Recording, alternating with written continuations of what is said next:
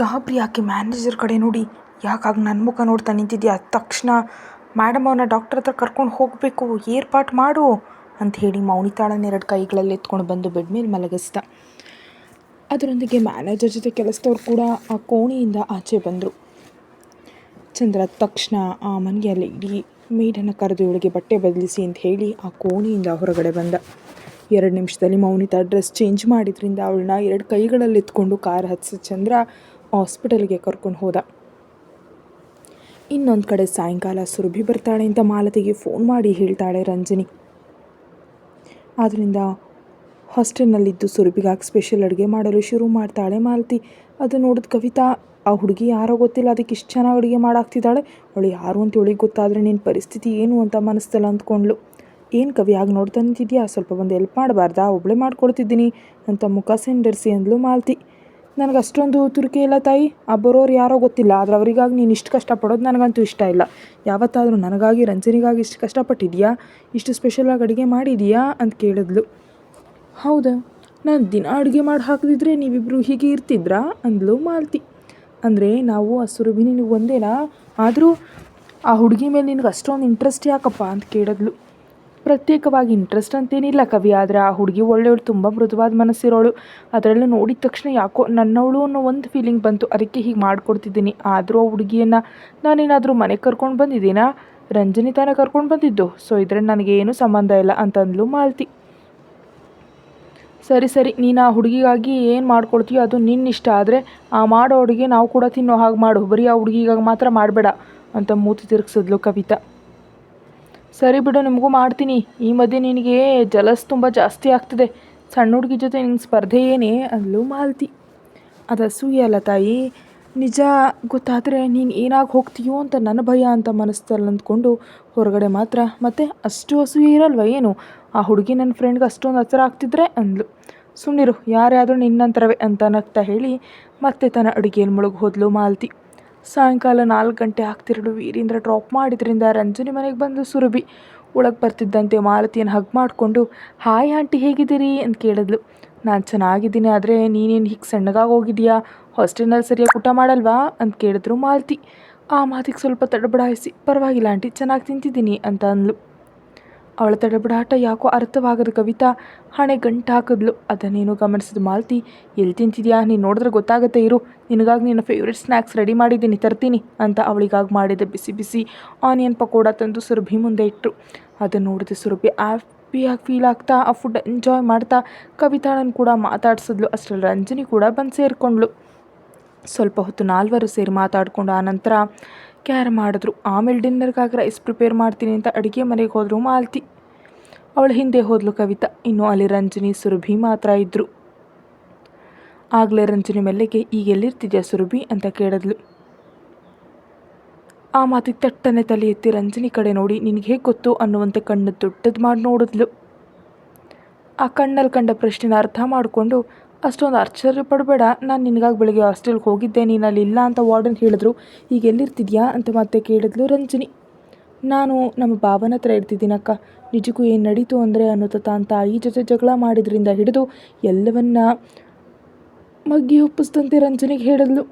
ಎಲ್ಲವನ್ನು ಕೇಳಿದ ರಂಜನಿ ದೀರ್ಘವಾಗಿ ನಟ್ಟಿಸಿರು ಬಿಟ್ಟು, ಇದು ಸರಿಯಲ್ಲ ಸುರಭಿ, ಅಪ್ಪ ಅಮ್ಮ ಅಂದಮೇಲೆ ನಮ್ಮನ್ನು ಕಂಟ್ರೋಲ್ ಮಾಡೋದಕ್ಕೆ ಏನಾದರೂ ಮಾತಾಡ್ತಾರೆ, ಅಂದು ಮಾತ್ರಕ್ಕೆ ಅವ್ರನ್ನ ಬೇಡ ಅಂದ್ಕೊಂಡು ಅವ್ರಿಗೆ ಇಷ್ಟ ಇರೋದು ವ್ಯಕ್ತಿ ಜೊತೆ ನೀನಿರೋದು ಎಷ್ಟು ಮಟ್ಟಿಗೆ ಸರಿ, ನೀನೇ ಹೇಳು, ಇದರಿಂದ ನಿಮ್ಮ ಪೇರೆಂಟ್ಸ್ ಎಷ್ಟು ಬೇಜಾರು ಮಾಡ್ಕೊಳ್ತಾರೆ ಅಂತ ಅಂದ್ಲು ರಂಜನಿ. ಅದೇನಿಲ್ಲ ಅಕ್ಕ, ಅವರಿಗೆ ನಾನಂದರೆ ಇಷ್ಟ ಇಲ್ಲ, ನಾನು ಹೀಗೆ ಬಂದಿದ್ದಕ್ಕೆ ಸ್ವಲ್ಪನೂ ಬೇಜಾರು ಮಾಡ್ಕೊಳ್ತಿಲ್ಲ, ಅದರಲ್ಲೂ ಅಮ್ಮ ನನ್ನನ್ನು ಇನ್ನೂ ರೇಗಿಸ್ತಿದ್ದಾಳೆ, ಭಾವನ ಹತ್ರದಿಂದ ಕೂಡ ಕಳಿಸೋದಕ್ಕೆ ಟ್ರೈ ಮಾಡ್ತಿದ್ದಾಳೆ, ಬೆಳಗ್ಗೆ ಕೂಡ ಫೋನ್ ಮಾಡಿ ಬೈದ್ಲು ಗೊತ್ತಾ ಅಂತ ಕಂಪ್ಲೇಂಟ್ ಮಾಡಿದ್ಲು. ಅಮ್ಮ ಅಂದಮೇಲೆ ಬೈತಿದ್ರೆ ಅಮ್ಮ ಹೇಗಾಗ್ತಾಳೆ, ಅಂದು ಮಾತ್ರಕ್ಕೆ ಅವ್ರ ಜೊತೆ ದ್ವೇಷ ಕಟ್ಕೊಳ್ತೀಯಾ? ಒಂದು ಸಲ ಪೇರೆಂಟ್ಸ್ ಅಂಡರಿಂದ ಹೊರಗೆ ಬಂದರೆ ಆ ಹೆಣ್ಣು ಮಗುವಿನ ಜೀವನ ಎಷ್ಟು ಪ್ರಶ್ನಾರ್ಥಕ ಆಗುತ್ತೆ ಗೊತ್ತಾ, ಇವೇನು ಯೋಚಿಸಿ ಏಕ ಅವಸರಪಟ್ಟೆ ಅಂತ ಕೇಳಿದ್ಲು. ಅವಳಷ್ಟು ಗಟ್ಟಿಯಾಗಿ ಹೇಳ್ತಿದ್ರೆ ತಾಯಿಗೆ ಎದುರು ಹೇಳಿದಂತೆ ರಂಜನಿಗೆ ಹೇಳೋಕ್ಕಾಗಲಿಲ್ಲ. ಆದ್ದರಿಂದ ರಂಜನಿ ಮತ್ತೆ ಮಾತಾಡ್ತಾ, ನೋಡು ಸುರಭಿ, ನಿಮ್ಮ ಅಮ್ಮ ನಿನ್ನ ಜೊತೆ ಯಾಕೆ ಹಾಗೆ ಮಾತಾಡೋರು ನನಗೆ ಗೊತ್ತಿಲ್ಲ, ಆದರೆ ಮಗಳ ಜೊತೆ ಅವರಷ್ಟು ಗಟ್ಟಿಯಾಗಿ ಮಾತಾಡಿದ್ದಾರೆ ಅಂದರೆ ಅದರ ಹಿಂದೆ ಯಾವುದೋ ಒಂದು ಕಾರಣ ಇದ್ದೇ ಇರುತ್ತೆ.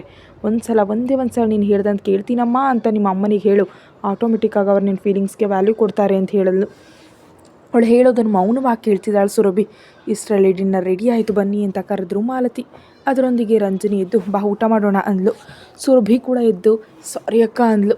ನನಗಲ್ಲ ಸಾರಿ ಹೇಳಬೇಕಿರೋದು, ನಿಮ್ಮ ಮಮ್ಮಿಗೆ ಸಾರಿ ಹೇಳು. ಆ್ಯಂಡ್ ಎಷ್ಟು ಬೇಗ ಆಗುತ್ತೋ ಅಷ್ಟು ಬೇಗ ನಿಮ್ಮ ಭಾವನ ಹತ್ರದಿಂದ ಬಂದುಬಿಡು. ಅವರೆಷ್ಟೇ ನಿನ್ನ ಕಸಿನ್ ಆದರೂ ಒಂಟಿಯಾಗಿ ಅವರ ಹತ್ರ ಇರೋದು ನಿನಗೆ ನಿನ್ನ ಫ್ಯೂಚರ್ಗೆ ಅಷ್ಟು ಒಳ್ಳೆಯದಲ್ಲ. ಒಂದು ವೇಳೆ ನೀನು ಅವ್ರನ್ನ ಮದುವೆ ಆಗಬೇಕು ಅಂದ್ಕೊಂಡಿದ್ರು ಸರಿ, ಹಾಗಿರೋದು ತಪ್ಪು. ಎಂಥ ಪರಿಸ್ಥಿತಿಯಲ್ಲಿ ಅವ್ರ ಜೊತೆ ಇರಬೇಡ. ಒಬ್ಬ ಹೆಣ್ಣು ಮಗಳಾಗ ಅನುಭವದಿಂದ ಹೇಳ್ತಿದ್ದೀನಿ, ನೀನು ಅರ್ಥ ಮಾಡ್ಕೊಳ್ತೀಯ ಅಂತ ಅಂದ್ಕೊಂಡಿದ್ದೀನಿ. ಇನ್ನು ಬಾ, ಅಮ್ಮ ಅವರೆಲ್ಲ ವೆಯ್ಟ್ ಮಾಡ್ತಿರ್ತಾರೆ ಅಂದ್ಲು. ಅದಕ್ಕೆ ಸುರಭಿ ಸರಿ ಅನ್ನುವಂತೆ ತಲೆ ತೂಗಿ ಅವಳ ಹಿಂದೆ ಊಟಕ್ಕೆ ಹೋದ್ಲು. ಎಲ್ಲರೂ ಹರಟೆ ಹೊಡಿತಾ ಹ್ಯಾಪಿಯಾಗಿ ಊಟ ಮಾಡಿದ್ರು. ಸುರಭಿ ಕೂಡ ತಿಂದು ಪ್ರಶಾಂತವಾದ ಮನಸ್ಸಿನಿಂದ ಇಲ್ಲಿಂದ ಹೋದ್ಮೇಲೆ ತಕ್ಷಣ ಅಮ್ಮನಿಗೆ ಫೋನ್ ಮಾಡಬೇಕು, ಇನ್ನು ಅಮ್ಮ ಏನು ಹೇಳ್ತಾರೋ ಅದನ್ನೇ ಮಾಡಬೇಕು ಅಂತ ಫಿಕ್ಸ್ ಆದ್ಲು. ಇಷ್ಟರಲ್ಲಿ ಅವಳ ಮೊಬೈಲ್ ರಿಂಗ್ ಆಯಿತು. ತೆಗೆದು ನೋಡಿದ್ರೆ ಚಂದ್ರನಿಂದ ಫೋನ್. ಪಕ್ಕದಲ್ಲಿದ್ದ ರಂಜನಿ ಕೂಡ ಅದನ್ನು ನೋಡಿದ್ಲು. ಸುರಭಿ ಫೋನ್ ಲಿಫ್ಟ್ ಮಾಡದೆ ಯೋಚಿಸ್ತಿದ್ರೆ, ನಿಮ್ಮಪ್ಪ ತಾನೇ ಲಿಫ್ಟ್ ಮಾಡಿ ಸುರಭಿ ಅಂದ್ಲು ರಂಜನಿ. ಆ ಮಾತಿ ಕವಿತಾ ಅವರಿಬ್ಬರನ್ನ ಗಮನಿಸೋದಕ್ಕೆ ಶುರು ಮಾಡಿದ್ಲು. ಸುರಭಿ ಇಷ್ಟವಿಲ್ಲದೆ ಫೋನ್ ಲಿಫ್ಟ್ ಮಾಡ್ತಿದ್ರೆ ಆ ಫೋನ್ಗೂ ತನಗೂ ಏನು ಸಂಬಂಧ ಇಲ್ದಂತಿದ್ದಾಳೆ ರಂಜನಿ. ಇನ್ನು ಅವರ ಮುಂದೆ ಸೀನ್ ಮಾಡೋದು ಇಷ್ಟ ಇಲ್ಲದೆ ಫೋನ್ ಲಿಫ್ಟ್ ಮಾಡಿದೆ ಸುರಭಿ. ಹೆಲೋ ಅಂತ ಮೆಲ್ಲಗಂದ್ಲು. ಹಲೋ ಸುರಭಿ ಎಲ್ಲಿದೆಯಾ ಅಂತ ಸೀರಿಯಸ್ ಆಗಿ ಕೇಳ್ದ. ಯಾವಾಗಲೂ ಚಂದ್ರ ಅವಳ ಜೊತೆ ಸೀರಿಯಸ್ ಆಗಿ ಮಾತಾಡ್ತಿರ್ಲಿಲ್ಲ, ತುಂಬ ಕೂಲಾಗಿ ಮಾತಾಡ್ತಿದ್ದ. ಅಂಥವನಷ್ಟು ಸೀರಿಯಸ್ ಆಗಿ ಕೇಳೋ ಅಷ್ಟರಲ್ಲಿ ಮನಸ್ಸಿಗೆ ಚುರುಕಂತು. ಅವಳು ಎಷ್ಟಕ್ಕೂ ಮಾತಾಡ್ತಿದ್ದಕ್ಕೆ ಹಲೋ ಸುರಭಿ ಇದೆಯಾ, ಇಲ್ಲಿ ಮಮ್ಮನಿಗೆ ಹೆಲ್ತ್ ಸರಿ ಇಲ್ಲ, ಇದ್ದಕ್ಕಿದ್ದಂತೆ ಹೊರಟು ಬಾ, ಅವಳು ನಿನ್ನ ಜೊತೆ ಮಾತಾಡ್ಬೇಕಂತಿದ್ದಾಳೆ. ಆ ಮಾತು ಕೇಳಿದ ತಕ್ಷಣ ಒಂದು ಸಲ ಗಾಬರಿ ಬೀಳ್ತಾ, ವಾಟ್, ಅಮ್ಮನಿಗೆ ಹೆಲ್ತ್ ಸರಿ ಇಲ್ವಾ, ಏನಾಯಿತು ಅಂತ ಕೇಳಿದ್ಲು. ಹೇಳಿದ್ರೆ ಹೊರತು ಬರಲ್ವಾ, ಇಲ್ದಿದ್ರೆ ಒಂದೇ ಸಲ ನಿಮ್ಮ ಅಮ್ಮನ ಶವ ನೋಡೋದಕ್ಕೆ ಬರ್ತೀಯಾ ಅಂತ ಕೋಪವಾಗಿ ಕೇಳ್ದ ಚಂದ್ರ. ಆ ಮಾತಿಗೆ ಮೊದಲು ಅಮ್ಮನಿಗೆ ಏನಾಯಿತು ಅಂತ ಹೇಳಿ, ನಂಗೆ ಟೆನ್ಷನ್ ಆಗ್ತಿದೆ ಅಂತ ಅಂದ್ಲು. ಅವಳಿಗೆ ಹಾರ್ಟ್ ಅಟ್ಯಾಕ್ ಬಂದಿದೆ, ಈಗ ಹಾಸ್ಪಿಟಲ್ನಲ್ಲಿ ಸೀರಿಯಸ್ ಕಂಡೀಷನಲ್ಲಿದ್ದಾಳೆ ಅಂತ ಫೋನ್ ಕಟ್ ಮಾಡ್ದ ಚಂದ್ರ. ಅವನು ಹೇಳಿದ ರೀತಿಯನ್ನು ಮತ್ತು ಪ್ರೆಸೆಂಟ್ ಸಿಚುವೇಶನ್ ಸೀರಿಯಸ್ ಆಗಿದೆ ಅಂತ ಅರ್ಥ ಮಾಡಿಕೊಂಡು ಸುರಭಿ ತಕ್ಷಣ ರಂಜನಿ ವಿಷಯ ಹೇಳಿದ್ಲು. ಅದನ್ನು ಕೇಳಿ ಸುರಭಿ ಜೊತೆ ಮಾಲ್ತಿ ಕವಿತಾ ಕೂಡ ಅಯ್ಯೋ ಅಂದ್ಕೊಳ್ತಾ ಟೆನ್ಷನಿಂದ ನೋಡಿದ್ರು. ಈ ಮಧ್ಯೆ ತಕ್ಷಣ ವೀರೇಂದ್ರನಿಗೆ ಫೋನ್ ಮಾಡಿದ್ಲು ಸುರಭಿ. ಅಷ್ಟರಲ್ಲೇ ವಿಷಯ ತಿಳಿದು ವೀರೇಂದ್ರ ಹೇಗಿದ್ರು ಸುರಭಿ ಈಗ ಮನೆಗೆ ಹೋಗ್ಬೇಕು ಅಂದ್ಕೊಳ್ತಾಳೆ ಅಂತ ಮೊದಲೇ ಗೆಸ್ ಮಾಡಿ ಅಲ್ಲಿಗೆ ಬಂದು ಅವಳಿಗಾಗಿ ವೆಯ್ಟ್ ಮಾಡ್ತಿದ್ದಾನೆ. ಅವಳು ಫೋನ್ ಮಾಡೋದ್ರಿಂದ ಲಿಫ್ಟ್ ಮಾಡಿ, ನಾನು ನಿನ್ಗೆ ಕೆಳಗೆ ವೆಯ್ಟ್ ಮಾಡ್ತಿದ್ದೀನಿ, ಬೇಗ ಬಾ ಅಂದ ವೀರೇಂದ್ರ. ಹಾಂ ಬಾವಾ, ನಾನು ತಕ್ಷಣ ಊರಿಗೆ ಹೋಗಬೇಕು, ಅಮ್ಮನಿಗೆ ಹೆಲ್ತ್ ಸರಿ ಇಲ್ವಂತೆ, ಫ್ಲೈಟ್ ಟಿಕೆಟ್ ಬುಕ್ ಮಾಡಲ್ವಾ ಅಂತ ಡೈರೆಕ್ಟಾಗಿ ಕೇಳಿದ್ಲು ಸುರಭಿ. ಆ ಮಾತಿಗೆ ಆ ವಿಷಯ ಆಗಲೇ ತಿಳಿದಂತೆ ಗಾಬರಿ ನಟಿಸ್ತಾ ಅಯ್ಯೋ ಏನಾಯಿತು ಅತ್ತಿಗೆ ಅಂತ ಕೇಳ್ದ. ಹಾರ್ಟ್ ಅಟ್ಯಾಕ್ ಅಂತಿದ್ರೆ ಹೇಳಿದ್ರು ಅಪ್ಪ, ನೀನಂತೂ ಫ್ಲೈಟ್ ಟಿಕೆಟ್ ಬುಕ್ ಮಾಡುವವ, ಕೆಳಗೆ ಬರ್ತಿದ್ದೀನಿ ಅಂತ ಹೇಳಿ ಮಾಲ್ತಿ ಕವಿತಾ ರಂಜನಿ ಹತ್ರ ಬೀಳ್ಕೊಟ್ಟು ಗಾಬರಿಯಾಗಿ ಕೆಳಗೆ ಬಂದ್ಲು. ರಂಜನಿ ಅವಳು ಹಿಂದೆ ಬರ್ತಿದ್ರೆ, ಏನು ಪರವಾಗಿಲ್ಲ ಅಕ್ಕ, ಭಾವ ತುಂಬ ಒಳ್ಳೆಯವರು, ನನಗೇನು ಪ್ರಾಬ್ಲಮ್ ಇಲ್ಲ, ನೀನು ಮನೆಯಲ್ಲಿರು ಅಂತ ಕೆಳಗೆ ಹೊರಟೋದ್ಲು. ಇನ್ನು ವೀರೇಂದ್ರ ಅವಳನ್ನ ನೋಡುತ್ತಲೇ, ಈಗ ಫ್ಲೈಟ್ ಏನೂ ಇಲ್ಲ ಸುರಭಿ, ನಾವು ಕಾರ್ನಲ್ಲಿ ಹೊರಟು ಹೋಗೋಣ, ಬೆಳಗಾಗೋಷ್ಟರಲ್ಲಿ ಇರ್ತೀವಿ ಅಂತ ಹೇಳ್ದ. ತನ್ನ ಭಾವನ ಜೊತೆ ಹೋದರೆ ತನ್ನ ಪೇರೆಂಟ್ಸ್ಗೆ ಇಷ್ಟ ಇರೋದಿಲ್ಲ ಅನ್ನೋ ವಿಷಯವನ್ನು ಆ ಕ್ಷಣದಲ್ಲಿ ಮರೆತ ಸುರಭಿ ಓಕೆ ಬಾಬಾ ಅಂತ ವೀರೇಂದ್ರ ಪಕ್ಕದಲ್ಲಿ ಕೂತು ಸೀಟ್ ಬೆಲ್ಟ್ ಹಾಕ್ಕೊಂಡ್ಳು. ಕಾರ್ ಸ್ಟಾರ್ಟ್ ಮಾಡಿ ಮುಂದೆ ಹೋಗೋದು ಬಿಟ್ಟ ವೀರೇಂದ್ರ. ಮತ್ತೊಂದೆಡೆ ಸುರಭಿ ಹೋದ ನಂತರ ರೂಮ್ಗೆ ಹೋಗಿ ಬೆಡ್ ಮೇಲೆ ಕೂತ ರಂಜನಿ ಅವಳ ಬಗ್ಗೆ ಯೋಚಿಸ್ತಾ, ಸುರಭಿ ಸಣ್ಣ ಹುಡುಗಿ ಅದರಿಂದ ತಿಳಿದೆ ತಪ್ಪು ಮಾಡ್ತಿದ್ರೆ ನಾನು ಹೇಳೋದಕ್ಕೆ ಸಾಧ್ಯ ಆಯಿತು, ಆದರೆ ನನಗೆ ಹೀಗೆ ಹೇಳೋರು ಯಾರೂ ಇಲ್ಲ, ಅದಕ್ಕೆ ಒಂದೇ ಸಲ ಒಂದು ಮಿತಿ ಮೀರಿದ ಸ್ವಾತಂತ್ರ್ಯವನ್ನು ಪಟ್ಟೆ. ಈಗ ಲೈಫ್ನಲ್ಲಿ ಮುಂದೆ ಹೋಗೋದಕ್ಕಾಗದೆ, ಹಿಂದಕ್ಕೆ ಬರೋದಕ್ಕಾಗದೆ ತೊಂದರೆ ಪಡ್ತಿದ್ದೀನಿ. ಕನಿಷ್ಠ ಆ ದಿನ ಸ್ವಾತಿ ಸಾವಿನಿಂದ ಆದರೂ ನಾನು ರಿಯಲೈಸ್ ಆಗಿ ವಿಶ್ವನನ್ನು ನಮ್ಮದೇ ಇರಬೇಕಿತ್ತು, ಆದರೆ ವಿಶ್ವನ ಜೊತೆ ಪ್ರೀತಿ ಅನ್ನೋ ಮಧ್ಯದಲ್ಲಿ ನನಗೆ ಸ್ವಾತಿ ನೆನಪಾಗಲಿಲ್ಲ ಅಂದ್ಕೊಳ್ತಾ ಮೃತಪಟ್ಟ ತನ್ನ ಫ್ರೆಂಡ್ ಬಗ್ಗೆ ಯೋಚಿಸ್ತಿದ್ದಾಳೆ. ಅಷ್ಟರಲ್ಲಿ ಲೇಟ್ ನೈಟ್ ಆಗ್ತಿದೆ. ಇಷ್ಟರಲ್ಲಿ ಅವಳು ಯೋಚನೆಯನ್ನು ಡಿಸ್ಟರ್ಬ್ ಮಾಡ್ತಾ ಅವಳ ಮೊಬೈಲ್ ರಿಂಗ್ ಆಯಿತು. ಈ ಟೈಮ್ನಲ್ಲಿ ಯಾರು ಫೋನ್ ಮಾಡಿದ್ರು, ಒಂದು ವೇಳೆ ಸುರಭಿ ಅವ್ರ ಮದರ್ಗೆ ಏನಾದರೂ ಆಗಿದೆಯಾ, ಅದನ್ನು ಹೇಳಲಿಕ್ಕೆ ಸುರಭಿ ಕಾಲ್ ಮಾಡಿದ್ಲಾ ಅಂದ್ಕೊಡುತ್ತೆ. ಚಾರ್ಜಿಂಗ್ನಲ್ಲಿದ್ದು ಫೋನ್ ತೆಗೆದು ನೋಡಿದ ರಂಜನಿ ಫೋನ್ ಡಿಸ್ಪ್ಲೇ ಮೇಲೆ ಡೆವಿಲ್ CEO ಅಂತ ಸ್ಕ್ರೋಲ್ ಆಗ್ತಿದ್ರೆ, ಉಫ್, ಈಗ ಇವ್ರು ಫೋನ್ ಮಾಡಿದ್ದು ಯಾಕೆ, ಮತ್ತೆ ಪ್ರೀತಿ ಮದುವೆ ಅಂತಾರೋ ಏನೋ, ಇವ್ರ ಪ್ರೀತಿ ಮಾತುಗಳಿಗೆ ಮತ್ತೆ ಮೇಣದ ಬತ್ತಿ ಅಂತ ಕರಗಿ ಹೋಗುವಂತಿದ್ದೀನಿ, ಕರಗದೆ ಇರೋದಕ್ಕೆ ನಾನು ಸ್ಟ್ರಾಂಗ್ ಮನಸ್ಸು ಕೊಡೋದೇವ್ರೆ ಅಂದ್ಕೊಳ್ತಾ ಫೋನ್ ಲಿಫ್ಟ್ ಮಾಡಿ ಕಳಿಸ್ತಿರುವಂತೆ ಆ್ಯಕ್ಷನ್ ಮಾಡ್ತಾ, ಹಲೋ ಸರ್, ಏನು ಈ ಟೈಮ್ನಲ್ಲಿ ಫೋನ್ ಮಾಡಿದ್ದೀರಾ ಅಂತ ಡಲ್ಲಾಗಿ ಕೇಳಿದ್ಲು. ನೀನು ಈ ಡ್ರಾಮಾ ಎಲ್ಲ ನನ್ನ ಹತ್ರ ಬೇಡ, ನೀನೀಗ ಅಷ್ಟು ಬೇಗ ನಿದ್ರೆ ಮಾಡೋ ಟೈಪಲ್ಲ, ಆ ವಿಷಯ ನಂಗೆ ಚೆನ್ನಾಗಿ ಗೊತ್ತು. ಏನು ಮಾಡ್ತಿದ್ಯಾ, ಫೋನ್ ಇತ್ತದಕ್ಕೆ ಯಾಕೆ ಇಷ್ಟೊತ್ತು? ಫೋನ್ ಚಾರ್ಜಿಂಗ್ನಲ್ಲಿತ್ತು ಸರ್, ನಿಜವಾಗಿ ನಾನು ಮಲಗಿದ್ದೆ ಅಂದ್ಲು. ನೀನು ಹೇಳೋದೆಲ್ಲ ನಂಬೋದಕ್ಕೆ ನಾನೇನು ಆ ವಿಶ್ವ ಅಲ್ಲ, ಆದರೆ ಬೋರ್ ಆಗ್ತಿದೆ, ನನ್ನ ಜೊತೆ ಸ್ವಲ್ಪ ಹೊತ್ತು ಮಾತಾಡು ಅಂದ ರುದ್ರ. ನಿಮಗೆ ಬೋರ್ ಆದರೆ ನಿಮ್ಮ ಜೊತೆ ಮಾತಾಡೋಕ್ಕೆ ನಾನೇ ನಿಮ್ಮ ರೋಬಾನ, ಇಲ್ಲವೆಂದರೆ ನಿಮ್ಮ ಗರ್ಲ್ ಫ್ರೆಂಡಾ ಅಂತ ಕೇಳಿದ್ಲು. ನೀನು ಅಂದ್ಕೊಂಡ್ರೆ ನನ್ನ ಗರ್ಲ್ ಫ್ರೆಂಡ್ ಏನು, ನನ್ನ ತಲೆ ಮೇಲೆ ಕೂರಿಸ್ಕೊಂಡು ಮಹಾರಾಣಿ ಅಂತ ನೋಡ್ಕೊಳ್ತೀನಿ, ಆದರೆ ಇರಲ್ಲ ಅಂತೀಯಲ್ಲ, ಸೊ ಅದು ಪಕ್ಕಕ್ಕಿಟ್ಟರೆ ನೀನು ನನ್ನ ಅಸಿಸ್ಟೆಂಟ್, ನನಗೆ ಬೋರ್ ಆದರೂ ಕೂಡ ನೀನೇ ಎಂಟರ್ಟೈನ್ಮೆಂಟ್ ಮಾಡಬೇಕು ಅಂದ. ಏನು ಪರ್ಸನಲ್ ಅಸಿಸ್ಟೆಂಟ್ ಆದರೆ ನಿಮಗೆ ಬೋರ್ ಆಗದಂತ ಕೂಡ ನಾನೇ ನೋಡ್ಕೊಳ್ಬೇಕಾ? ಇಂಥ ರೂಲ್ಸ್ ಯಾವ ಕಂಪ್ನಿಯಲ್ಲೂ ಇರೋದಿಲ್ಲ ಸರ್ ಅಂತ ಕೇಳಿದ್ಲು ರಂಜಿನಿ. ಯಾವ ಕಂಪ್ನಿಯಲ್ಲೂ ಇಲ್ಲದಿರಬಹುದು, ಆದರೆ ನನ್ನ ಕಂಪ್ನಿಯಲ್ಲಿ ಇರುತ್ತವೆ. ಆದರೆ ಏನು, ಈಗ ನೀನು ರಿಸೈನ್ ಮಾಡ್ತೀಯಾ ಅಂತ ಕೇಳಿದ ರುದ್ರ. ಆ ಮಾತಿಗೆ ಒಂದೇ ಸಲ ಮನೆ rent, EMIಗಳು, current bill, water bill ಎಲ್ಲವೂ ಅವಳ ಕಣ್ಣು ಮುಂದೆ ಗಿರಗಿರನೆ ತಿರುಗಿದ್ರಿಂದ ಗಬಗಬನ್ನಿ ತಲೆ ಅಡ್ಡಾಡಿಸ್ತಾ, ಇಲ್ಲ ಇಲ್ಲ ಸರ್, ನಾನು ರಿಸೈನ್ ಮಾಡಲ್ಲ ಅಂದ್ಲು. ಗುಡ್, ಇದಿರಲಿ. ನೈಟ್ ಡಿನ್ನರ್ ಏನು ಮಾಡಿದೆ ಅಂತ ಕೂಲಾಗಿ ಕೇಳ್ದ. ನಾನು ಏನು ಮಾಡಿದ್ರೆ ಇವ್ರಿಗೆ ಯಾಕೆ ಅಂತ ಮನಸ್ಸನ್ನು ಬೈದು ಕೊಡುತ್ತಲೇ. ಸುರಭಿ ಬಂದಿದ್ದು, ತಾವು ಸ್ಪೆಷಲ್ ಡಿನ್ನರ್ ಮಾಡಿದ್ದು ಎಲ್ಲವನ್ನ ಹೇಳೋದಕ್ಕೆ ಶುರು ಮಾಡಿದ್ಲು. ಅವಳು ಹೇಳ್ತಿರೋ ಹರಟೆ, ಆ ವಾಯ್ಸ್ ಕೇಳ್ತಿದ್ದ ರುದ್ರನಿಗೆ ಮನಸ್ಸು ಪ್ರಶಾಂತವಾಗಿ ಅನಿಸಿದ್ರಿಂದ ಹಾಗೆ ಕೇಳ್ತಾ ಕೇಳ್ತಾ ನಿದ್ರೆಗೆ ಜಾರ್ದ. ಸ್ವಲ್ಪ ಹೊತ್ತಿಗೆ ಅವನಿಂದ ಯಾವುದೇ ರೆಸ್ಪಾನ್ಸ್ ಬರ್ತಿದ್ದಕ್ಕೆ ಹಲೋ ಹಲೋ ಸರ್ ಅಂದ್ಲು. ಆದರೂ ಯಾವುದೇ ಶಬ್ದ ಇಲ್ದಿದ್ದಕ್ಕೆ ಈ ದೊಡ್ಡ ಮನುಷ್ಯ ನಿದ್ರೆ ಹೋದಂತಿದ್ದಾನೆ, ನನ್ನ ಮಾತುಗಳು ಇವರಿಗೆ ಜೋಗುಳ ಹಾಡಿನಂತ ಕೇಳಿಸ್ತಿವೆ ಅಂತ ಅಂದ್ಕೊಂಡು ಫೋನ್ ಕಟ್ ಮಾಡಿ ತಾನು ಕೂಡ ಮಲಗದ್ಲು. ಆದರೆ ಹೀಗೆ ಮಲಗತ್ಲೇ ಸ್ವಾತಿ ಸುರಭಿ ನೆನಪಾದಂತೆ ಈಗ ಅವಳ ಮನಸ್ಸಿನಲ್ಲಿ ರುದ್ರ ಸುಳಿದು ಹಾಡ್ತಿದ್ದಾನೆ. ಅವನ ಸುಂದರ ರೂಪ, ಕಣ್ಣಲ್ಲಿರೋ spark, will smile, top to bottom ಎಲ್ಲವೂ ತುಂಬ ಡಿಗ್ನಿಫೈಡ್ ಆ್ಯಂಡ್ ಗಾರ್ಜಿಯಸ್ ಲುಕ್ನೊಂದಿಗೆ ಹ್ಯಾಂಡ್ಸಮ್ ಆಗಿರ್ತಾನೆ ರುದ್ರ. ಅಂಥ ರುದ್ರ ಲವ್ ಮಾಡ್ತಿದ್ದೀನಿ ಅಂತ ಹೇಳಿದ್ರೆ ನಾನಲ್ಲದೆ ಈ ಪ್ರಪಂಚದಲ್ಲಿ ಯಾರೂ ನೋ ಹೇಳಲ್ವೇನೋ. ಆ ಕಚಡ ವಿಶ್ವನಿಂದ ಇಂಥ ಸುಂದರ ಹ್ಯಾಂಡ್ಸಮ್ ರಿಚ್ ಹಸ್ಬೆಂಡ್ ಪಕ್ಕದಲ್ಲಿ ನಿಲ್ಲೋ ಅವಕಾಶ ಕಳ್ಕೊಂಡೆ ಅಂತ ಅಂದ್ಕೊಂಡು ಸ್ವಲ್ಪ ಅಂತ ಹೊದಕ್ಕೆ ಮುಸ್ಕು ಹಾಕೊಂಡ್ಲು ರಂಜಿನಿ. ಮರುದಿನ ಬೆಳಗ್ಗೆ ನಿದ್ದೆಯಿಂದ ಇದ್ದ ರಂಜಿನಿ ಬೇಗ ರೆಡಿಯಾಗಿ ತಾಯಿ ಹಾಗೆ ಟಿಫನ್ ತಿಂದು ಲಂಚ್ ಬಾಕ್ಸ್ ತೆಗೊಳ್ತಿರುವಾಗ ರಂಜಿನಿ, ಈ ಬಾಕ್ಸ್ ನಿಮ್ಮ ಬಾಸಿಗೆ ಕೊಡು ಅನ್ನುತ್ತಾ ಬಾಕ್ಸ್ ಕೊಟ್ಲು. ಏನಿದು ಅಂತ ಹಣೆ ಗಂಟಿಗೆ ಕೇಳಿದ್ಲು. ಇವತ್ತು ಬ್ರೇಕ್ಫಾಸ್ಟ್ಗೆ ಪುಳಿಯೋಗರೆ ಮಾಡಿದ್ದೀನಲ್ವಾ, ನಿಮ್ಮ ಬಾಸ್ಗೆ ಕೂಡ ಸ್ವಲ್ಪ ತೆಗೆದುಕೊಂಡು ಹೋಗು, ಅವ್ರಿಗೆ ಪುಳಿಯೋಗರೆ ಅಂದರೆ ಇಷ್ಟ ಅಂತ ಹೇಳಿದ್ರಲ್ಲ ಅಂದ್ಲು. ಇದು ಚೆನ್ನಾಗಿದೆ ಅಮ್ಮ, ಅವ್ರಿಗೆ ನಮ್ಮ ಮನೆಯಿಂದ ಪುಳಿಯೋಗರೆ ತೆಗೆದುಕೊಂಡು ಹೋಗಬೇಕಾ? Too much. ಅವ್ರು ಅಂದ್ಕೊಂಡ್ರೆ ಈ ವರ್ಲ್ಡ್ನಲ್ಲೇ ಬೆಸ್ಟ್ ಚೆಫ್ಸ್ ಹತ್ರ ಮಾಡಿಸ್ಕೊಂಡು ತಿಂತಾರೆ ಅಂತ ಆ ಬಾಕ್ಸ್ ತೆಗೆದುಕೊಳ್ಳದೆ ಹೊರಗಡೆ ಹೋಗೋದಕ್ಕೆ ಹೋದ್ಲು. ಅವ್ರು ನನ್ನಂತೆ ಪ್ರೀತಿಯಿಂದ ಮಾಡಲ್ವಲ್ಲ, ಈ ಸಲ ಏನಾದರೂ ಅಂದರೆ ನೆಕ್ಸ್ಟ್ ಟೈಮ್ ಕೊಡ್ತಿದ್ರೆ ಸಾಕು, ಈಗಂತೂ ಅವ್ರಿಗಾಗಿ ಮಾಡಿದ್ದೀನಿ, ನೀನು ಖಂಡಿತ ತೊಗೊಂಡು ಹೋಗಬೇಕು ಅಂದರು. ಇನ್ನು ತಾಯಿ ಹೇಳ್ದನ್ನು ಕೇಳದೆ ವಿಧಿ ಇಲ್ಲ ಅಂತ ಆ ಬಾಕ್ಸ್ ತೊಗೊಂಡು ತಾನು ದಿನ ಹತ್ತೋ ಬಸ್ನಲ್ಲಿ ಮಿಸ್ ಆಗುತ್ತೋ ಅಂತ ಓಡುತ್ತಾ ಕೆಳಗೆ ಬಂದ ರಂಜನಿಗೆ ಸಡನ್ನಾಗಿ ಒಂದು ಕಾರ್ ತನ್ನನ್ನು ಉಚ್ಕೊಂಡು ಹೋದಂತೆ ಸ್ವಲ್ಪ ಮುಂದೆ ಹೋಗಿ ನಿಂತಿದ್ದರಿಂದ ತಕ್ಷಣ ಒಂದು ಹೆಜ್ಜೆ ಹಿಂದೆ ಹಾಕಿ ಕೋಪವಾಗಿ ಆ ಕಾರ್ ಕಡೆ ನೋಡಿದ್ಲು. ಆ ಕಾರ್ನಿಂದ ಅಸನ್ಮುಖಿಯಾಗಿ ಹಿಡಿದು ರಂಜನಿ ಹತ್ರ ನಡೆಯೋದಕ್ಕೆ ಶುರು ಮಾಡಿದ್ರು.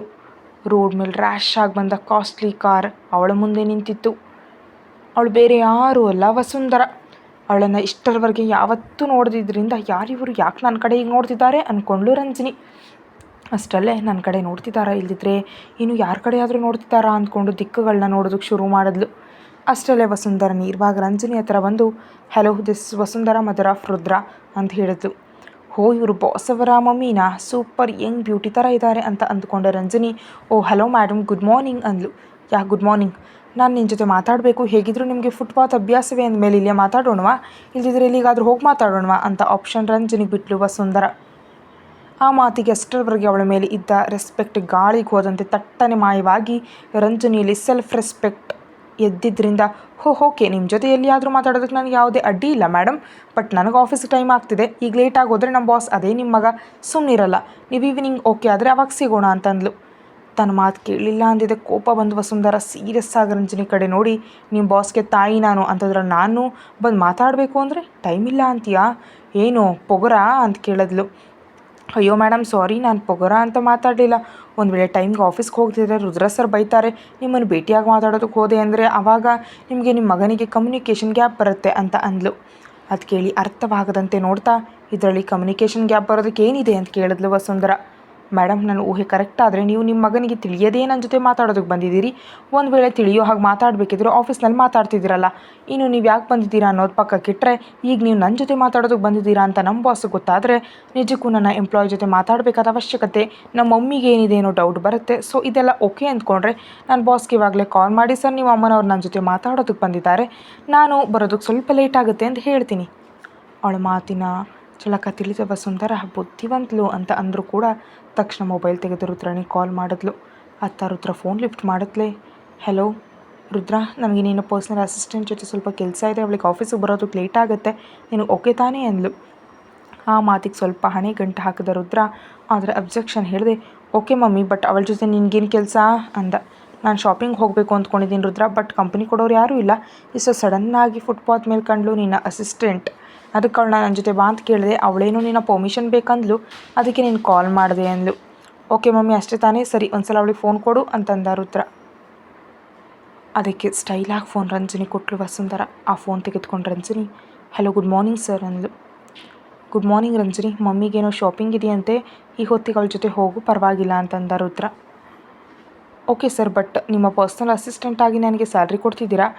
ನಿಮ್ಮ ಮದರ್ ಪರ್ಸ್ನಲ್ ವರ್ಕ್ ಮೇಲೆ ಹೋಗ್ತಿದ್ದೀನಲ್ಲ, ನನಗೇನಾದರೂ ಎಕ್ಸ್ಟ್ರಾ ಇನ್ಸೆಂಟಿವ್ಸ್ ಕೊಡ್ತೀರಾ ಅಂತ ಕೇಳಿದ್ಲು ರಂಜನಿ. ಆ ಮಾತಿಗೆ ಮೆಲ್ಲಗೆ ನಕ್ಕ ರುದ್ರ, ಖಂಡಿತ ಕೊಡ್ತೀನಿ ಹೋಗು ಅಂದ. ಓಕೆ ಸರ್ ಅಂತ ಫೋನ್ ವಸುಂಧರಾಗೆ ಕೊಟ್ಲು ರಂಜನಿ. ಆ ಫೋನ್ ತೆಗೆದುಕೊಂಡು ಹೋಗೋಣವಾ ಅಂತ ಕೇಳಿದ್ಲು ವಸುಂಧರ. ಹೋಗೋಣ ಮೇಡಮ್, ಬಟ್ ಒಂದು ಹೇಳಿ, ಈಗ ನಾನು ನಿಮ್ಮ ಜೊತೆ ಮಾತಾಡಬೇಕಾ ಶಾಪಿಂಗ್ ಮಾಡಬೇಕಾ ಅಂತ ಕೇಳಿದ್ಲು ರಂಜನಿ. ಶಾಪಿಂಗ್ ಮಾಡ್ತಾ ಮಾತಾಡ್ಕೊಳ್ಳೋಣ ಬಾ ಅನ್ನುತ್ತಾ ಹೋಗಿ ಕಾರ್ನಲ್ಲಿ ಕೂತ್ಲು ವಸುಂಧರ. ರಂಜನಿ ಹೋಗಿ ಡ್ರೈವರ್ ಪಕ್ಕದ ಸೀಟ್ನಲ್ಲಿ ಕೂತ್ಲು. ಹೋಗ್ತಿರೋ ಅಷ್ಟು ಹೊತ್ತು ವಸುಂಧರ ಏನೂ ಮಾತಾಡಲಿಲ್ಲ. ರಂಜನಿ ಕೂಡ ವಿಂಡೋಯಿಂದ ಆಚೆ ನೋಡ್ತಿದ್ಲೇ ಹೊರತು ಕನಿಷ್ಠ ವಸುಂಧರ ಕಡೆ ನೋಡಲಿಲ್ಲ. ಹಾಗೆ ವಸುಂಧರ ತನ್ನನ್ನು ಎಲ್ಲಿ ಕರ್ಕೊಂಡು ಹೋಗ್ತಾಳೆಯೋ ಅಂತ ಸ್ವಲ್ಪವೂ ಭಯ ತೋರಿಸಲಿಲ್ಲ. ಆದ್ದರಿಂದ ವಸುಂಧರ ಈಗೋ ಹರ್ಟ್ ಆಯಿತು. ಕಾರ್ ಒಂದು ದೊಡ್ಡ ಶಾಪಿಂಗ್ ಮಾಲ್ ಮುಂದೆ ನಿಂತಿತು. ಇಬ್ಬರು ಕಾರ್ ಇಳಿದು ಮಾಲ್ ಒಳಗೆ ಹೋದರು. ಅಲ್ಲಿದ್ದ ಓನರ್ ವಸುಂಧರನ ನೋಡುತ್ತಲೇ ಗಡಿಬಿಡಿಯಾಗಿ ಅವಳ ಹತ್ರ ಬಂದು ವೆಲ್ಕಮ್ ಹೇಳಿ ಕಾಸ್ಟ್ಲಿ ಸೀರೆಗಳ ಕೌಂಟರ್ಗೆ ಕರ್ಕೊಂಡು ಹೋಗಿ ಸ್ಪೆಷಲ್ ಚೀರ ಹಾಕಿ ಕೂಲ್ ಡ್ರಿಂಕ್ ಕೂಡ ಕೊಟ್ಟ. ಆ ಓನರ್ ತಕ್ಷಣ ಮ್ಯಾನೇಜರ್ನ ಕರೆದು, ಮೇಡಮ್ಗೆ ಏನೇನು ಬೇಕೋ ತೋರಿಸು, ಎಲ್ಲ ಕಾಸ್ಟ್ಲಿ ಸೀರೆಗಳನ್ನ ತಗೋಬಾ ಅಂತ ಹೇಳಿ ಹೊರಟೋದ. ಮ್ಯಾನೇಜರ್ ಕೂಡ ತುಂಬ ವಿನಯವಾಗಿ ವಸುಂಧರನ ವಿಶ್ ಮಾಡಿ ಅವಳಿಗಾಗಿ ಸರಿಸುಮಾರು ₹1,00,000 ಮೇಲ್ಪಟ್ಟ ಸೀರೆಗಳನ್ನ ತೋರಿಸ್ತಿದ್ದಾನೆ. ಅವೆಲ್ಲವನ್ನು ನೋಡ್ತಾ ಇರೋ ವಸುಂಧರ ಅವುಗಳ ಕಾಸ್ಟ್ ನೋಡಿ, ಏನು ಇಷ್ಟು ಚೀಪ್ ಕಾಸ್ಟ್ ತೋರಿಸಿದ್ಯಾ, ಇನ್ನೂ ಸ್ವಲ್ಪ ಜಾಸ್ತಿ ಕಾಸ್ಟ್ನಲ್ಲಿ ತೋರಿಸು ಅಂತ ಅಂದ್ಲು. ಸಾರಿ ಮೇಡಮ್ ಅಂತ ಸಮಜಾಯಿಷಿ ಕೊಟ್ಟು ಒಳಗೆ ಮಾತ್ರ ಹ್ಯಾಪಿಯಾಗಿ ಫೀಲ್ ಆದ ಮ್ಯಾನೇಜರ್ ಜಾಸ್ತಿ ಕಾಸ್ಟ್ನಲ್ಲಿ ಅವಳಿಗಾಗಿ ಸೀರೆಗಳನ್ನ ತೆಗೆಯೋದಕ್ಕೆ ಶುರು ಮಾಡ್ದ. ಅದೆಲ್ಲ ನೋಡ್ತಿರೋ ರಂಜನಿ, ಅಬ್ಬೋ ಮಾಮೂಲಿ ಆಗಿಲ್ಲ ಈಕೆ ಕತೆ, ಇದೆಲ್ಲ ತೋರಿಸೋದಕ್ಕೆ ನನ್ನ ಬಾ ಅಂತ ಹೇಳಿದ್ಲೇ ಏನೋ, ಇವ್ರು ನನಗೆ ಯಾಕೆ ತೋರಿಸೋದು ಅಂತ ಯೋಚಿಸ್ಲೇ ಆ ಸೀರೆಗಳನ್ನ ನೋಡೋದಕ್ಕೆ ಶುರು ಮಾಡಿದ್ಲು. ಸ್ವಲ್ಪ ಹೊತ್ತಿಗೆ ವಸುಂಧರ 3 ಸೀರೆಗಳನ್ನ ಸೆಲೆಕ್ಟ್ ಮಾಡಿದ್ರು. ಆ 3 ಸೀರೆಗಳ ಕಾಸ್ಟ್ ಸೇರಿ ಆಲ್ಮೋಸ್ಟ್ 10 ಲಕ್ಷಕ್ಕೆ ಮೇಲಿತ್ತು. ಆ ಕಾಸ್ಟ್ಗೆ ಶಾಕ್ ಆಗ್ತಾ, ಅಮ್ಮ ಈಕೆ ನನ್ನ 1 ವರ್ಷ ಸ್ಯಾಲ್ರಿಯಿಂದ 3 ಸೀರೆಗಳನ್ನ ಕೊಂಡ್ಲಾ, ಈ ಮನೇಲಿ ಗಂಡಸರು ಕಷ್ಟಪಟ್ಟು ಸಂಪಾದಿಸ್ತಾರೆ, ಖರ್ಚು ಮಾಡೋದು ಇವ್ರ ಕೆಲಸ ಏನೋ ಅಂದ್ಕೊಂಡ್ಲು ರಂಜನಿ. ಅವುಗಳ ಬಿಲ್ ಪೇ ಮಾಡಿದ ವಸುಂಧರ ತನ್ನ ಪ್ಯಾಕಿಂಗ್ನಲ್ಲಿದ್ದ ಒಂದು ಸೀರೆ ಪ್ಯಾಕ್ ತೆಗೆದು ತಗೋ ಅನ್ನುತ್ತಾ ರಂಜನಿ ಮುಂದೆ ಇಟ್ಟರು. ಅದು ಯಾಕೆ ತನಗೆ ಕೊಡ್ತಿದ್ದಾಳೋ ಅರ್ಥವಾಗದ ರಂಜನಿ, ಮೇಡಮ್ ಈ ಸೀರೆ ನನಗೆ ಯಾಕೆ ಕೊಡ್ತಿದ್ದೀರಿ ಅಂತ ಕೇಳಿದ್ರು. ಯಾಕೆಂದರೆ ಉಟ್ಕೊಳ್ಳೋದಕ್ಕೆ ಕೊಡ್ತಿದ್ದೀನಿ, ಬಹುಶಃ ನಿನ್ನ ಲೈಫ್ನಲ್ಲಿ ಯಾವಾಗಲೂ ಇಷ್ಟು ಕಾಸ್ಟ್ಲಿ ಸೀರೆ ಕನಿಷ್ಠ ಹಿಡ್ಕೊಂಡು ಇರಲ್ಲ, ಐ ಆಮ್ ರೈಟ್ ಅಂತ ಕೇಳಿದ್ಲು ವಸುಂಧರ. ಅವಳು ದರ್ಪ ನೋಡ್ತಿದ್ದರೆ ರಂಜನಿ ಒಳಗೊಳಗೆ ಉರಿದು ಹೋಗ್ತಿದ್ರೆ, ಹೌದು ಮೇಡಮ್, ಅನಾವಶ್ಯಕವಾದ ವಸ್ತುಗಳಿಗೆ ನಾವು ಹೆಚ್ಚಾಗಿ ಖರ್ಚು ಮಾಡಲ್ಲ, ಇದೇ ಸೀರೆ ಇದೇ ಡಿಸೈನಲ್ಲಿ 10,000ದಲ್ಲೂ ಬರುತ್ತೆ, ಅಂದಮೇಲೆ ಇಷ್ಟು ಖರ್ಚು ಮಾಡಿ ಕೆಲ್ಸಕ್ಕೆ ಬಾರದು ಈ ಸೀರೆ ನಾವ್ಯಾಕೆ ಕೊಳ್ತೀವಿ, ಆ ಹಣದಿಂದ ಕೆಲ್ಸಕ್ಕೆ ಬರೋ ಗೋಲ್ಡ್ ಕೊಳ್ತೀವಿ ಅಂತ ಖಾರವಾಗಿ ಉತ್ತರ ಕೊಟ್ಲು. ಆ ಮಾತಿಗೆ ರಂಜನಿ ನಾನು ಇರುವಾಗ ನೋಡ್ತಾ, ನಿನ್ನ ಹತ್ರ ಪ್ರತಿಯೊಂದಕ್ಕೂ ತುಂಬ ಒಳ್ಳೆ ಆನ್ಸರ್ ಇದೆ ರಂಜನಿ. ಓಕೆ, ಹಾಗಾದರೆ ಹೇಳ್ತಿದ್ದೀನಿ ಕೇಳು. ಈಗ ಈ ಸೀರೆ ಯಾಕೆ ಕೊಡ್ತಿದ್ದೀನಿ ಅಂದರೆ, ಈ ಸೀರೆ ನೋಡಿದಾಗಲೆಲ್ಲ ನಾನು ಯಾರು, ನನ್ನ ಮಟ್ಟ, ನನ್ನ ಮಗನ ಮಟ್ಟ ಏನು ಅಂತ ನಿನಗೆ ಅರ್ಥ ಆಗಬೇಕು, ಅದಕ್ಕೆ ಕೊಡ್ತಿದ್ದೀನಿ ಅಂದ್ಲು. ಆ ಮಾತಿಗೆ ಕ್ವಶ್ಚನ್ ಮಾರ್ಕ್ ಫೇಸ್ ಇಟ್ಕೊಂಡು, ನಿಮ್ಮ ರೇಂಜ್ ಏನು ಅಂತ ನನಗೆ ಗೊತ್ತು ಮೇಡಮ್, ಬಟ್ ನೀವೀಗ ಸ್ಪೆಷಲ್ಲಾಗಿ ಯಾಕೆ ಅರ್ಥ ಆಗುವಂತ ಮಾಡಬೇಕು ಅಂದ್ಕೊಳ್ತಿದ್ದೀರಿ ಅಂತ ಕೇಳಿದ್ಲು. ನಿಂಗೆ ನಿಜವಾಗಿಯೂ ಅರ್ಥ ಆಗ್ತಿಲ್ವಾ, ಇಲ್ದಿದ್ರೆ ಅರ್ಥ ಆಗದಂತೆ ನಟಿಸ್ತಿದ್ಯಾ ಅಂತ ಕೇಳಿದ್ಲು ವಸುಂಧರ. ನಿಜವಾಗಿಯೂ ಅರ್ಥವಾಗದ ಕಾರಣಕ್ಕೆ ಕೇಳ್ತಿದ್ದೀನಿ, ಆದರೂ ಅರ್ಥವಾದ ವಿಷಯವನ್ನು ಮತ್ತೆ ಮತ್ತೆ ಕೇಳೋ ಅಭ್ಯಾಸ ನನಗಿಲ್ಲ ಮೇಡಮ್, ಅದಕ್ಕೆ ಯಾವಾಗಲೂ ನಮ್ಮ ಬಾಸ್ನ ನಮ್ಮನ್ನು ಬೋಡೆ ಅಂತಾರೆ, ಅಷ್ಟಕ್ಕೂ ನಿಮ್ಮ ರೇಂಜ್ ನನಗೆ ಪದೇ ಪದೇ ಯಾಕೆ ನೆನಪು ಮಾಡ್ಬೇಕು ಅಂದ್ಕೊಂಡಿದ್ದೀರಿ ಹೇಳ್ತೀರಾ ಅಂತ ಕೇಳಿದ್ಲು ರಂಜನಿ. ಯಾಕಂದರೆ ಎಲ್ಲರಂಥವನಲ್ಲ ನನ್ನ ಮಗ, ಅವನೇ ಎವರೆಸ್ಟ್, ನೀನು ಕಸದ ರಾಶಿ ಅಂಥವನಿಗೆ ನೀನು ಅಂದದಿಂದ ಆಮಿಷ ತೋರಿಸಿ ಅವನ್ನ ಇಟಲಿ ಟೂರ್ ಕರ್ಕೊಂಡು ಹೋದೆ, ಅವನಿಗೆ ಏನೇನು ಕೊಟ್ಟಿದೆಯೋ ಗೊತ್ತಿಲ್ಲ, ಅವನ್ನ ಪೂರ್ತಿಯಾಗಿ ನಿನ್ನ ಕಡೆ ತಿರುಗಿಸ್ಕೊಂಡಿದ್ಯಾ. ಈಗ ನಾನು ತೋರಿಸೋ ಹುಡುಗಿಯನ್ನು ಮದುವೆ ಆಗೋದಕ್ಕೆ ಅವ್ನು ಸ್ವಲ್ಪ ಒಪ್ಪುವಂತಿಲ್ಲ, ಅದೆಲ್ಲ ನಿನ್ನಿಂದಲೇ. ಹೋಗಲಿ, ನೀನೇನಾದರೂ ನಮಗೆ ಸರಿ ಹೋಗ್ತೀಯಾ ಅಂದರೆ ಅದೂ ಇಲ್ಲ, ನೀನು ನನ್ನ ಫ್ಯಾಮಿಲಿಗೆ ನನ್ನ ಸ್ಟೇಟಸ್ ಸ್ವಲ್ಪವೂ ಸರಿ ಹೋಗಲ್ಲ, ನನ್ನ ಮನೆಗೆ ಸೊಸೆಯಾಗಲ್ಲ, ಕನಿಷ್ಠ ನನ್ನ ಮನೆಗೆ ಕೆಲಸದವಳು ಸೊಸೆಯಾಗಿಯೂ ಲಾಯಕ್ಕಿಲ್ಲ. ಆದರೂ ನಿಜಕ್ಕೂ ಅವ್ನು ನಿನ್ನನ್ನು ಹೇಗೆ ಪರ್ಸ್ನಲ್ ಅಸಿಸ್ಟೆಂಟಾಗಿ ಇಟ್ಕೊಂಡು ನನಗೆ ಅರ್ಥ ಆಗ್ತಿಲ್ಲ. ಇಷ್ಟರವರೆಗೆ ಮಾಡಿ ಸಾಕು, ಇನ್ನು ನಿನ್ನ ತಕ್ಷಣ ಆ ಜಾಬ್ ಬಿಟ್ಟು ಹೊಟ್ಟು ಹೋಗು, ಅದಕ್ಕಾಗಿ ನಿನಗೆ ಏನು ಬೇಕೋ ಅದನ್ನು ನಾನು ಕೊಡ್ತೀನಿ, ಇನ್ನೊಂದು ಕಂಪ್ನಿಯಲ್ಲಿ ಜಾಬ್ ಬೇಕಾ ಅದನ್ನು ಕೂಡ ಏರ್ಪಾಟ್ ಮಾಡ್ತೀನಿ ಅಂದ್ಲು ವಸುಂಧರ. ಆ ಮಾತುಗಳನ್ನೆಲ್ಲ ಕೇಳಿದ ರಂಜನಿ ಕೋಪ ಬಂದಿದ್ದು ನಿಜ, ಆದರೆ ವಸುಂಧರ ತನ್ನನ್ನು ಖಂಡಿತವಾಗಿ ತಪ್ಪು ತಿಳ್ಕೊಂಡಿದ್ದಾಳೆ ಅಂತ ಅಂದ್ಕೊಂಡು ರಂಜನಿ, ನಮ್ಮಿಬ್ಬರ ಮಧ್ಯೆ ಇಷ್ಟು ಸಿನಿಮಾ ಇಳ್ತಿದ್ರು ಈ ಮೇಡಮ್ ತುಂಬ ಜಾಸ್ತಿ ಊಹಿಸ್ಕೊಳ್ತಿದ್ದಾರೆ ಅಂತ ಅಂದ್ಕೊಂಡು, ಅದಕ್ಕಾಗಿ ನೀವು ಇಷ್ಟು ಮಾಡಬೇಕಾದ ಅವಶ್ಯಕತೆ ಇಲ್ಲ ಮೇಡಮ್, ಡೈರೆಕ್ಟಾಗಿ ಹೋಗಿ ನನ್ನ ಟರ್ಮಿನೇಟ್ ಮಾಡೋದಕ್ಕೆ ರುದ್ರ ಸರ್ಗೆ ಹೇಳಿದ್ರೆ ಸಾಕ್ತಾನೇ ಅಂದ್ಲು. ಆ ಮಾತಿಗೆ ಹಲ್ಲು ಕಡಿತಾ, ನನ್ನ ಮಗನ ಬಗ್ಗೆ ನಂಗೆ ಚೆನ್ನಾಗಿ ಗೊತ್ತು, ಅವನು ಒಳ್ಳೆಯವನು, ನಿನ್ನಂಥವ್ರನ್ನ ಈಸಿಯಾಗಿ ನಂಬ್ತಾನೆ, ಆದರೆ ನಾನು ಹಾಗಲ್ಲ, ಯಾರೆಂಥವ್ರು ಅಂತ ಸರಿಯಾಗಿ ಅಂದಾಜು ಮಾಡಬಲ್ಲೆ. ಈಗ ಡೈರೆಕ್ಟಾಗಿ ನಿನ್ನ ಟರ್ಮಿನೇಟ್ ಮಾಡುವಂಥವನ ಹತ್ರ ಹೇಳಿದ್ರೆ ಅವನು ಮೊಂಡತನದಿಂದ ಮಾತಾಡಿ ನಿನ್ನ ಡೈರೆಕ್ಟಾಗಿ ಕರ್ಕೊಂಡು ಬಂದು ಮನೆಯಲ್ಲಿ ಇಡ್ತಾನೆ, ಅದಕ್ಕೆ ನಿನ್ನ ಕಡೆಯಿಂದಲೇ ಕಡಿತಾ ಬಂದಿದ್ದೀನಿ. ಹೇಳೇನು ಬೇಕು ನಿನಗೆ, 50 ಲಕ್ಷ ಬೇಕಾ, ಕೋಟಿ ರೂಪಾಯಿ ಬೇಕಾ, ಎಷ್ಟು ಬೇಕೋ ಅಷ್ಟು ಕೊಡ್ತೀನಿ, ನನ್ನ ಮಗನಿಂದ ದೂರ ಇರು, ತಕ್ಷಣ ಜಾಬ್ ಬಿಟ್ಟಿನಿಂದ ಹೊರಟೋಗು ಅಂತ ಅಂದ್ಲು ವಸುಂಧರ. ಆ ಮಾತುಗಳನ್ನ ಕೇಳಿದ ರಂಜಿನಿ ತನ್ನ ಆವೇಶವನ್ನು ಕಂಟ್ರೋಲ್ ಮಾಡ್ಕೊಳ್ತಾ ಮೆಲ್ಲಗೆ ನಕ್ಕು, ಅಯ್ಯೋ ಮೇಡಮ್, ನಿಮ್ಗೆ ಗೊತ್ತಿಲ್ಲ ಅನಿಸುತ್ತೆ, ನಾನು ಕೂಡ ಸರ್ ಹಾಗೆ. ನನ್ನನ್ನು ಯಾವುದನ್ನು ಮಾಡಬೇಡ ಅಂದರೆ ಅದನ್ನು ಮಾಡೋ ಅಭ್ಯಾಸ ಚೆನ್ನಾಗಿದೆ. ಇನ್ಫ್ಯಾಕ್ಟ್ ನನಗೆ ಇಷ್ಟರವರೆಗೆ ರುದ್ರ ಸರ್ನ ಟ್ರ್ಯಾಪ್ ಮಾಡಬೇಕು ಅಂತಾಗಲಿ ಅವ್ರ ಲೈಫ್ ಹೋಗಬೇಕು ಅನ್ನೋ ಯೋಚನೆ ಆಗಲಿ ಇರಲಿಲ್ಲ. ಆದರೆ ನೀವು ಹೇಳ್ತಿದ್ರೆ ಯಾಕೋ ಆ ಕೆಲಸ ಮಾಡ್ಬೇಕು ಅನ್ನಿಸ್ತಿದೆ ಮೇಡಮ್ ಅಂತ ಇನ್ನೋಸೆಂಟಾಗಿ ಅಂದ್ಲು. ಆ ಮಾತಿಗೆ ಸರ್ರನೆ ಕೋಪ ಬಂದು ವಸುಂಧರ, ಏಯ್ ಜಾಸ್ತಿ ಮಾತಾಡಬೇಡ ಅಂತ ರಂಜನಿಗೆ ಬೆರಳು ತೋರಿಸಿದ್ಲು. ಮೇಡಮ್, ಯಾರ ಕೈ ಬೆರಳು ಅವರ ಹತ್ತಿರ ಇದ್ದರೆ ಎಲ್ರಿಗೂ ಒಳ್ಳೆಯದು. ಅದು ಪಕ್ಕದವ್ರ ಮೇಲೆ ಎತ್ತಿದ್ರೆ ಅವ್ರಿಗೂ ಕೈಗಳಿರುತ್ತವೆ ಅಂತ ನಾವು ಮರಿಬಾರ್ದಲ್ವೇ ಅಂತಂದ್ಲು ರಂಜನಿ. ಅವಳೇನಂದ್ಲು ಅಂತ ಅರ್ಥವಾಗೋದಕ್ಕೆ ಅರ್ಧ ನಿಮಿಷ ಹಿಡಿದ ವಸುಂಧರ ಅರ್ಥ ಆಗ್ತಿದ್ದಂತೆ, ತುಂಬ ಜಾಸ್ತಿ ಮಾತಾಡ್ತಿದ್ಯಾ ರಂಜನಿ, ನನ್ನ ಜೊತೆ ಹೆಚ್ಕೊಂಡ್ರೆ ಏನಾಗುತ್ತೆ ಅಂತ ನಿನಗೇನು ಗೊತ್ತಿಲ್ಲ ಅಂದ್ಲು ವಸುಂಧರ. ಆ್ಯಕ್ಚುಲಿ ಇಷ್ಟರವರೆಗೆ ನಾನು ನಿಮ್ಮ ಜೊತೆ ಈ ರೀತಿ ಮಾತಾಡಬಾರ್ದು ಅಂದ್ಕೊಂಡಿದ್ದೆ ಮೇಡಮ್, ಆದರೆ ಈಗ ಮಾತ್ರ ಖಂಡಿತ ನಿಮ್ಮ ಜೊತೆ ಹಂಚ್ಕೊಳ್ಬೇಕು. ಅಸಲು ನಿಮ್ಮ ಜೊತೆ ಮಾಡ್ಕೊಂಡ್ರೆ ಏನಾಗುತ್ತೆ ಅಂತ ತಿಳಿಯೋ ಆಸೆ ಇದೆ. ಆದರೂ ನಿಮ್ಗೆ ಗೊತ್ತೋ ಇಲ್ವೋ, ರುದ್ರ ಸರ್ ಡೈರೆಕ್ಟಾಗಿ ಮದುವೆ ಆಗೋಣ ಅಂತ ನಂಗೆ ಪ್ರಪೋಸ್ ಮಾಡಿದರು. ನಾನು ಸರ್ಗೆ ಅಂದೆ, ನೋ ಹೇಳಿದೆ. ಬಟ್ ಈಗ ಯಾಕೋ ಅನಾವಶ್ಯಕವಾಗಿ ನೋ ಹೇಳಿದೆ ಅನ್ನಿಸ್ತಿದೆ. ನಂಗೆ ರುದ್ರ ಸರ್ನ ಮದುವೆ ಆಗಬೇಕಂತಲೂ ಅನ್ನಿಸ್ತಿದೆ ಅಂತಂದ್ಲು. ಶಟಾಪ್ ರಂಜನಿ, ನೀನು ಫಸ್ಟ್ನಿಂದ ತುಂಬ ಜಾಸ್ತಿಯಾಗಿ ಮಾತಾಡ್ತಿದ್ಯಾ. ಮರ್ಯಾದೆಗೆ ನಾನು ಹೇಳ್ದಂತೆ ಜಾಬ್ ಬಿಟ್ಟರೆ ನೀನು ಬದುಕಿರ್ತೀಯ, ಇಲ್ದಿದ್ರೆ ಏನು ಮಾಡ್ಬೇಕಂತ ನಂಗೆ ಚೆನ್ನಾಗಿ ಗೊತ್ತು. ಆಗಲೇ ನಿನ್ನ ಬಗ್ಗೆ, ನಿನ್ನಮ್ಮನ ಬಗ್ಗೆ ಕೂಡ ತಿಳ್ಕೊಂಡಿದ್ದೀನಿ. ನೀವಿಬ್ಬರು ಸಾವು ನನ್ನ ಕ್ಷಣಗಳ ಕೆಲಸ. ಮರ್ಯಾದೆಯಿಂದ ಬದುಕಬೇಕು ಅಂದ್ಕೊಂಡ್ರೆ ತಕ್ಷಣ ಬೆಂಗಳೂರು ಬಿಟ್ಟು ಹೊರಟೋಗಿ ಅನ್ನತ್ಲೆ ಒಂದು ಬ್ಲಾಂಕ್ ಚೆಕ್ ತೆಗೆದು ಸೈನ್ ಮಾಡಿ ರಂಜನಿ ಮುಖಕ್ಕೆ ಎಸ್ತು. ನಾನು ಸುಮ್ಮನೆ ಹೋಗು ಅಂತಿಲ್ಲ, ಇದರಲ್ಲಿ ನೀನು ಬೇಕಾದಷ್ಟು ಅಮೌಂಟ್ ಬರ್ಕೋ, ಲೈಫ್ ಲಾಂಗ್ ಹ್ಯಾಪಿಯಾಗಿ ಬದುಕು ಅಂತ ಹೋದ್ಲು ವಸುಂಧರ. ಅವಳು ಹೋದ ಕಡೆ ನೇರವಾಗಿ ನೋಡಿದ ರಂಜನಿ ಮೆಲ್ಲ ಕೆಳಗೆ ಬಿದ್ದ ಚೆಕ್ ತೆಗೆದುಕೊಂಡು ಫೋಲ್ಡ್ ಮಾಡಿ ಬ್ಯಾಗ್ನಲ್ಲಿ ಇಟ್ಕೊಂಡು ಕ್ಯಾಬ್ ಬುಕ್ ಮಾಡ್ಕೊಂಡು ಆಫೀಸ್ಗೆ ಹೊರಟ್ಲು. ವಸುಂಧರ ಮುಂದೆ ಹಾಗೆ ಪೊಗರಾಗಿ ಮಾತಾಡಿದ್ಲು. ಆದರೆ ಅವಳ ಮಾತುಗಳು ರಂಜನಿಯನ್ನು ತುಂಬ ಬೇಜಾರು ತಳ್ಳಿದ್ವು. ಆ ಸಮಯದಲ್ಲಿ ಯಾವುದೋ ತಿಳಿಯದ ಧೈರ್ಯದಿಂದ ವಸುಂಧರನ ಎದುರಿಸಿದ್ಲು. ಆದರೆ ಅವಳ ಮಾತುಗಳು ಒಂದೊಂದಾಗಿ ನೆನಪಾಗ್ತಿದ್ದರೆ ರಂಜನಿ ಕಣ್ಣಲ್ಲಿ ನೀರು ಬರ್ತಿದೆ. ನಿಜಕ್ಕೂ ತಾನು ರುದ್ರನ ವಿಷಯದಲ್ಲಿ ಯಾವುದೇ ಇಂಟ್ರೆಸ್ಟಿಂದ ಇಲ್ಲ. ಇನ್ಫ್ಯಾಕ್ಟ್ ಅವ್ನು ಮದುವೆ ಆಗೋಣ ಅಂದಾಗಲೂ ನೋ ಅಂತ ಹೇಳಿದ್ದಾಳೆ. ಅಂಥದ್ರಲ್ಲಿ ವಸುಂಧರ ಬಂದು ನೇರವಾಗಿ ತಾನೇನೋ ಟ್ರ್ಯಾಪ್ ಮಾಡಿದಂತೆ ಮಗನಿಂದ ದೂರ ಹೋಗುವಂತಿದ್ದರೆ ರಂಜನಿ ಉರಿದು ಹೋಗ್ತಿದೆ. ಈ ಊರಿಯಲ್ಲಿ ಆಫೀಸ್ಗೆ ಹೋದ್ಲು ರಂಜನಿ. ಅವಳು ಹೋಗೋ ಹೊತ್ತಿಗೆ ರುದ್ರ ಇಂಪಾರ್ಟೆಂಟ್ ವರ್ಕ್ ಮಾಡ್ತಿದ್ದಾನೆ. ವಿಶ್ವ ಮಾತ್ರ ಫ್ಲೋರು ಅಷ್ಟನ್ನು ಕ್ಲೀನ್ ಮಾಡ್ತಿದ್ದಾನೆ. ಅವನ್ನ ನೋಡಿ ಹಣೆ ಗಂಟು ಹಾಕಿದ್ದ ರಂಜನಿ, ನೀನೇನು ಇವಾಗ ಮಾಡ್ತಿದ್ಯಾ ಅಂತ ಕೇಳಿದ್ಲು. ನೀನು ಬರಲಿಲ್ಲ ಅಲ್ವಾ, ಬಾಸ್ ನನಗೆ ವರ್ಕ್ ಹೇಳಿದ್ರು. ಬೆಳಗ್ಗೆಯಿಂದ ಆಫೀಸ್ಗೆ ಬರೋದು ಏನು ಮಾಡ್ತಿದ್ಯಾ, ಎಲ್ಲಲ್ಲಿತ್ತಿದ್ಯಾ, ಮತ್ತು ಯಾರಾದರೂ ಸಿಕ್ಕಿದ್ರಾ ಅಂತ ಕೆಟ್ಟ ಮಾತುಗಳನ್ನ ಮಾತಾಡೋದಕ್ಕೆ ಶುರು ಮಾಡ್ದ ವಿಶ್ವ. ಈಗಾಗಲೇ ಉರಿಯಲ್ಲಿದ್ದ ರಂಜನಿ ಅವನಿಗೆ ಕೆನ್ನೆಗೆ ಒಂದು ಬಿಗಿದ್ಲು. ಆ ಪೆಟ್ಟಿಗೆ ಜಾರಿ ಅಲ್ಲೇ ಕೆಳಗೆ ಬಿದ್ದ ವಿಶ್ವ. ಇನ್ನೊಂದು ಸಲ ನನ್ನ ಕ್ಯಾರೆಕ್ಟರ್ ಬಗ್ಗೆ ತಪ್ಪಾಗಿ ಮಾತಾಡೋದಕ್ಕೆ ಕೊಂದು ಬಿಡ್ತೀನಿ. ನಿನ್ನ ಜೆನ್ಯೂನಾಗಿ ಲವ್ ಮಾಡಿದೆ, ಅದಕ್ಕೆ ಬಗ್ದೆ ಅಂದು ಮಾತ್ರ ಪ್ರತಿಯೊಬ್ಬರ ಜೊತೆ ಅಲ್ಲಿಯೋ ಕ್ಯಾರೆಕ್ಟರ್ ಅಲ್ಲ ನಂದು. ಇವತ್ತು ಈ ಫ್ಲೋರ್ ಮಾತ್ರ ಅಲ್ಲ, ಟೋಟಲ್ ಆಫೀಸ್ ಅಷ್ಟನ್ನು ಕ್ಲೀನ್ ಮಾಡೋ ಮನೆಗೆ ಹೋಗು ಅಂತ ಹೇಳಿ ರುದ್ರನ ಹತ್ರ ಹೋದ್ಲು ರಂಜನಿ. ಆಗಲೇ ಅವಳು ವಿಶ್ವನನ್ನು ಹೊಡೆಯೋದನ್ನು ನೋಡಿದ ರುದ್ರ ನಗ್ತಾ, ಏನು ತುಂಬ ಹಾಟ್ ಆಗಿದೆಯಾ, ಏನಂದ ವಿಶ್ವ ಅಂತ ಕೇಳ್ದ. ಏನು ಅಂದ ಬಿಡಿ ಸರ್, ಈ ಮಾತುಗಳು ನಿಮಗೆ ಉಪಯೋಗ ಹೇಳೋದ್ರಿಂದ ಬರೋ ಉಪಯೋಗ ಆದರೂ ಏನು ಅಂತ ಲ್ಯಾಪ್ಟಾಪ್ ಓಪನ್ ಮಾಡಿದ್ಲು. ಓಕೆ, ಅದಿರಲಿ, ಮಮ್ಮಿ ಜೊತೆ ಹೋದೆ ಅಲ್ವಾ, ಮಮ್ಮಿ ಕಂಪ್ನಿ ಹೇಗೆ ಅನ್ನಿಸ್ತು, ಏನಂತಾರೆ ಮಮ್ಮಿ, ನಿನ್ನ ನೋಡಿ ಇಂಪ್ರೆಸ್ ಆದ್ರಾ, ಅವರಿಗೆ ಶಾಪಿಂಗ್ನಲ್ಲಿ ಚೆನ್ನಾಗಿ ಹೆಲ್ಪ್ ಮಾಡಿದ್ಯಾ ಅಂತ ಕೇಳ್ದೆ. ತುಂಬ ಚೆನ್ನಾಗಿ ಹೆಲ್ಪ್ ಮಾಡಿದೆ ಸರ್. ಅಷ್ಟು ಹೆಲ್ಪ್ ಮಾಡೋದಕ್ಕೆ ನಿಮ್ಮ ಮದರ್ ನನಗೆ 3 ಲಕ್ಷ ಸೀರೆ ಕೂಡ ಗಿಫ್ಟ್ ಮಾಡಿದ್ರು. ಬಟ್ ಅಷ್ಟು ಕಾಸ್ಟ್ಲಿ ಸೀರೆ ನಾನು ಉಟ್ಕೊಳ್ಳೋದಕ್ಕಾಗಲ್ಲ ಅಂತ ತಗೊಳ್ಳಿಲ್ಲ ಅಂತ ವ್ಯಂಗ್ಯವಾಗಿ ಮುಖ ಇಟ್ಲು. ಇದೇನು ಹೀಗೆ ಮಾತಾಡ್ತಿದ್ದಾಳೆ ಅಂತಂದ್ಕೊಂಡು ತಾಯಿಗೆ ಫೋನ್ ಮಾಡಿದ ರುದ್ರ. ಅತ್ತ ವಸುಂಧರ ಫೋನ್ ಲಿಫ್ಟ್ ಮಾಡುತ್ತಲೇ, ಹಾಯ್ ಮಮ್ಮಿ, ಹೇಗಿದೆ ರಂಜನಿ ಜೊತೆ ಶಾಪಿಂಗ್ ಅಂತ ಕೇಳ್ದ. ಆ ಧ್ವನಿ ಕಣ್ಣುಗಳನ್ನ ಮಾತ್ರ ಎತ್ತಿ ನೋಡಿದ್ಲು ಕೆಲಸ ಮಾಡ್ತಿದ್ದ ರಂಜನಿ. ಅದಕ್ಕೆ ಅವಳಿಗೆ ಕಣ್ಣು ಹೊಡೆದ ರುದ್ರ ತಕ್ಷಣ ತಲೆ ತಗ್ಸಿದ್ಲು ರಂಜನಿ.